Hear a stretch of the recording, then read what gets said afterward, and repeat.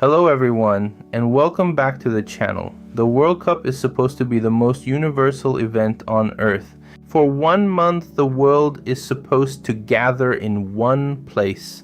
Different nations, different flags, different languages, different histories, all meeting under one football tournament. The host country is supposed to become a temporary home for the world, but this World Cup feels different. Not only because it is being hosted in a huge country, not only because the matches are spread across different cities, not only because America has a different sports culture. It feels different because the tournament is colliding with something much deeper, the American security state. Visa problems, border interrogations, referees denied entry, teams forced to change their base camp, police incidents involving foreign coaches, political intervention in football discipline, a host country applying its own rules even when those rules clash with the spirit of a global tournament. This is why many people feel that the World Cup in the United States is not simply different. It feels abnormal, not because American people are abnormal, but because the American state behaves differently from the normal expectation of a World Cup host. A World Cup host is usually expected to adjust itself to the tournament. It is expected to open its doors, welcome the world, and temporarily accept global football standards. But in this tournament, the opposite seems to be happening. The World Cup is being forced to adjust itself to America. Before making the argument, we need to begin with what happened. The first major issue has been visas and entry. Several delegations faced problems entering the United States before and during the tournament. Anadolu Agency reported that the US denied visas to 13 members of Iran's national team delegation, detained Iraqi striker Ayman Hussein for around 7 hours at Chicago O'Hare Airport, and turned away Somali referee Omar Abdulkadir Artan, who had been selected by FIFA. This is not a small administrative detail. A World Cup is not a normal tourist trip. These are not random visitors. These are players, referees, staff members, photographers, and officials. Yet some of them were treated first as security concerns, and only second as participants in a global sporting event. The case of Omar Artan became especially symbolic. Artan was selected by FIFA and was expected to become the first Somali referee to officiate at a World Cup. But after arriving in Miami, he was refused entry by US Customs and Border Protection. FIFA confirmed that he would not train or officiate. That one incident reveals the whole problem. FIFA may select a referee. The football world may recognize his achievement, but the US border system can still override all of it. Then there was Iran. Iran's team was placed in Group G and scheduled to play all of its group matches in the United States. But because of visa problems, Iran moved its training base to Tijuana, Mexico. Reports said the team could travel into the United States for matches but could not base itself normally inside the country. This creates a serious sporting question. How can a team compete on equal terms if it cannot prepare like other teams? The World Cup is supposed to create equality on the field, but before the match even begins, border rules create inequality. Iran had also asked FIFA to relocate its matches to Mexico. FIFA rejected the request. This happened after US-Israel military conflict with Iran, making the political background even more sensitive. Then came the Iraqi case.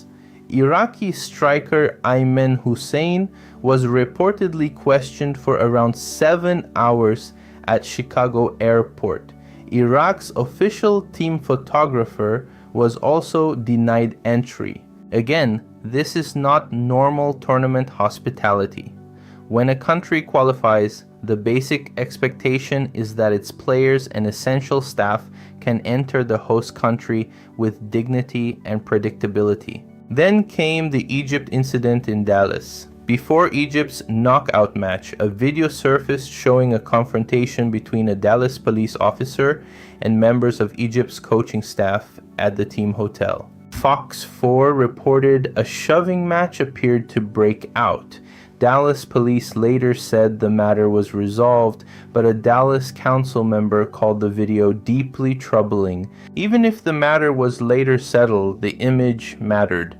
A World Cup coach should not become part of a hotel lobby police confrontation before a knockout match. Then came perhaps the most symbolic football incident of all, the Folarin Balogun red card decision. Balogun received a red card against Bosnia and Herzegovina. Normally, that means a suspension. But after President Donald Trump personally asked FIFA President Gianni Infantino to review the case, FIFA suspended the implementation of Balogun's ban for 1 year. UEFA reacted furiously. It called the decision unprecedented, incomprehensible, and unjustifiable, and said FIFA had crossed a red line and undermined the integrity of the game. This was more than a red card story. It looked like political power entering football law. Many people will naturally ask whether the rules are still universal. Each incident can be explained separately. A visa officer can say it was about security. A police department can say a hotel situation was resolved. FIFA can say disciplinary rules allowed flexibility. But when all of these incidents happen in one tournament, they create a pattern.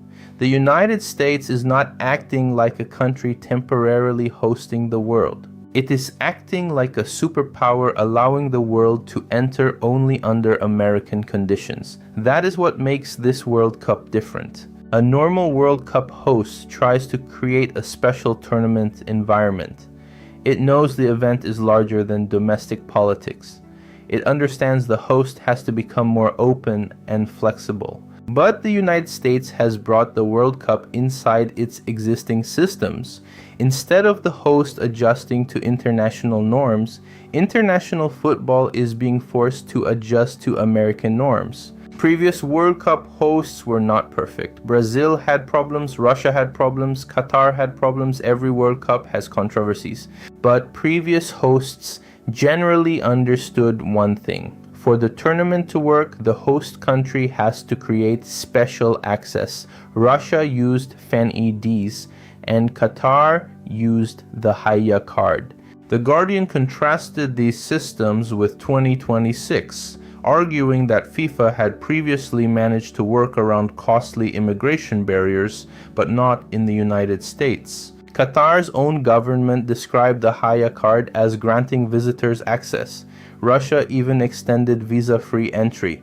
This does not mean they were more liberal countries, they were not. But as hosts, they understood the symbolic requirement.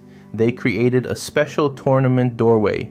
The US has not done this. Its approach says, the world may come, but only if it passes through our security logic. The global norm of the World Cup is hospitality. Not perfect, not naive, but symbolic hospitality. The American norm is different. The American state often begins with suspicion. Who are you? Where are you from? What country issued your passport? What risk might you represent? This may be normal in their security system, but it clashes with the World Cup. Because football's global standard is based on equal participation.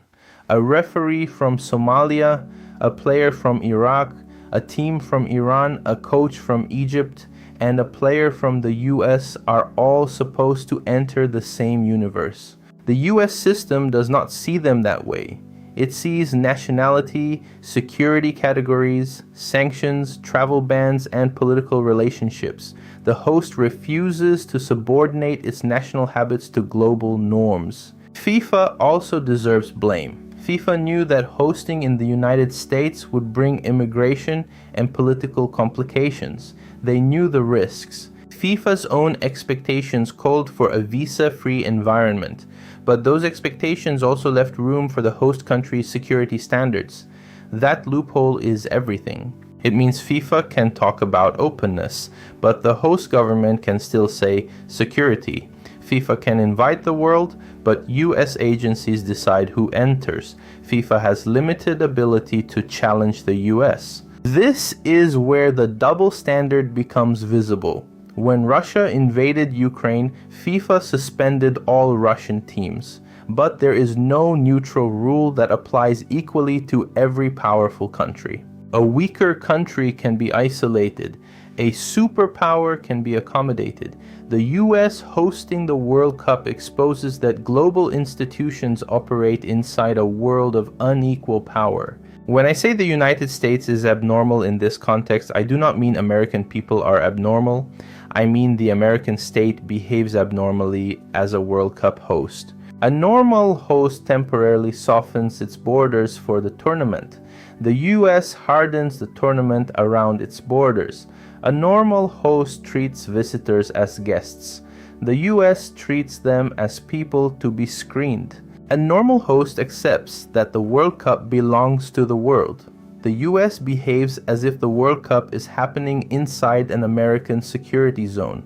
America is absorbing the tournament. The US sees its own norms as universal, but to everyone else, those norms feel aggressive, humiliating, and unequal. It feels like the host is forcing the world to submit. That is why this tournament feels strange. The incidents came first. Visa denials. Iran in Mexico. Somali referee denied. Iraqi striker questioned. Egyptian coach confrontation. Balogun suspension suspended. They tell one story. This World Cup is different because it reveals the collision between global football and American power. The World Cup asks for hospitality. The US insists on remaining fully itself. The US treats the World Cup not as a global festival that requires humility, but as an event that must pass through American authority. That is the deeper message. When the World Cup comes to most countries, the host tries to welcome the world. When it comes to the United States, the world discovers it must first pass through America. If you found this video helpful, make sure to like it, subscribe to the channel, and share your thoughts. Next time, we'll explore the deeper political systems behind the game.